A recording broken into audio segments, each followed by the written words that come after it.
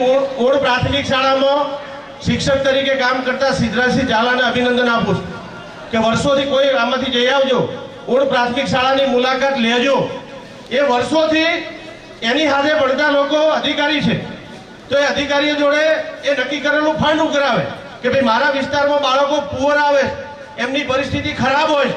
તો એમને કંઈક મારે મદદ કરવી હોય, સારું શિક્ષણ આપવું હોય, સારા કપડાં આપવા હોય, તો એમના પરિવાર જોડે વ્યવસ્થા નથી, તો એ બધા અધિકારીઓ જોડેથી એ વેકેશનના સમયગાળા દરમિયાન ફંડ ભેગું કરી અને ઓડ વિસ્તારના બાળકોને કેટલાય વર્ષોથી મદદરૂપ થાય।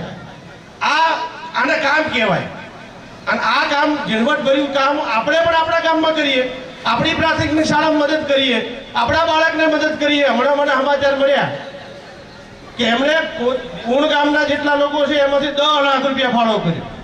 અને એ ફાળો કરી અને પ્રાથમિક શાળાના ભણતા બાળકો માટે પૌષ્ટિક ખાવાનું,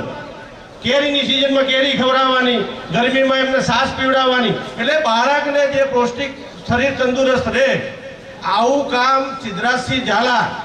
ઉણમાં કરતા હોય। બાકીના લોકોને પણ મારી વિનંતી